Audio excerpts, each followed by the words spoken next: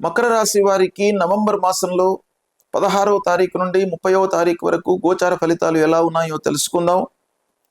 ఈ పక్షం మకర రాశి వారికి బాగా అనుకూలంగా ఉంటుంది. సంతృప్తికరమైనటువంటి రోజులు. ఉద్యోగస్తులకు ముఖ్యంగా ఆఫీసులో చాలా సంతృప్తి ఉంటుంది. తోటి ఉద్యోగస్తులతో కానివ్వండి, క్లయింట్స్తో కానివ్వండి, అధికారులతో కానివ్వండి సంయమనంతో ఉంటారు.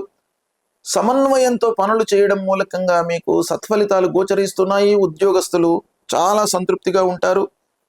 ఒక్క విషయం ఏంటంటే, మీరు ముఖ్యంగా ఆర్థికంగా ఈ పక్షము అనుకూలంగా ఉన్నప్పటికీ కొంత అనవసరమైనటువంటి ఖర్చులు ఉండడం మూలకంగా కొన్నిసార్లు ఇబ్బందులు ఎదుర్కొనేటువంటి అవకాశం బాగా కనబడుతుంది.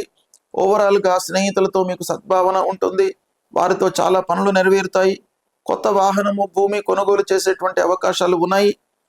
ఇక రావాల్సినటువంటి డబ్బు కూడాను మీకు చేతికి అందుతుంది. శని యొక్క అనుకూలత ఉంది. వ్యాపారస్తులకు కూడాను ఈ పక్షం చాలా అనుకూలంగా ఉంది కాబట్టి కొత్త విషయాలపై మనస్సు నిలుపుతారు. కొత్త వ్యాపారం చేయడము, కొత్త పనులను ప్రారంభించడంపై మనసు నిలుపుతారు. అందులో సత్ఫలితాలను పొందేటువంటి అవకాశాలు ఉన్నాయి.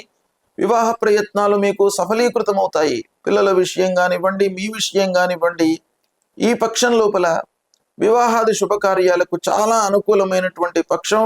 మీరు తీసుకునేటువంటి నిర్ణయాలు మీకు అనుకూలంగా ఉంటాయి. సత్ఫలితాలను పొందుతారు. ఇకపోతే కొంత కుటుంబం విషయం లోపల భార్య పిల్లలతో కొంత మీకు అనుకూలత ఉన్నప్పటికీ అనవసరమైనటువంటి విషయాలను చర్చించకుండా ఉన్నట్టయితే వాళ్ళ యొక్క మీకు అనుకూలత కూడాను బాగా ఉంటుంది.